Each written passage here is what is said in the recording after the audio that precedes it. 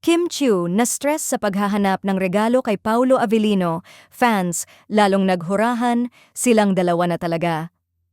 Sa kabila ng mga sweet na moments nila sa on-cam at off-cam, tila may isang bagay na talaga namang pinoproblema ni Kim Chiu tuwing kaarawan ni Paulo Avellino, ang pagre-regalo. Sa isang candid interview, inamin ng actress na hirap siyang mag-isip ng maibibigay kay Paulo.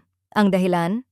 Sabi niya kasi, gusto lang niya yung mga kailangan niya, ayaw niya ng sobra. Ang hirap tuloy mag-isip, ani Kim. Marami ang kinilig sa honesty ni Kim, pero mas marami rin ang napaisip. Naging masyado na bang low maintenance si Paulo o sadyang chill lang talaga siya kahit sa birthday niya?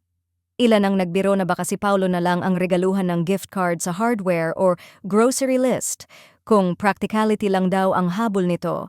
Pero may ilan ding nagsabing, baka ito raw ang love language ni Paulo.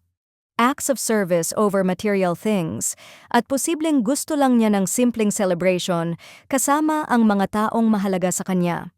Sa naging kaarawan ng aktor, maraming umaabang kung anong klasing regalo ang ihahanda ni Kim at kung matutuwa nga ba ang napaka-praktikal na birthday boy. Hindi man umaamin sa tunay na estado ng kanilang relasyon, tila hindi na mapigilan ng publiko ang kilig sa tambalan ni Kim Chiu at Paulo Avellino. Isang simpleng komento mula kay Kim ang muling nagpaliyab sa mga tsismosa at fans online.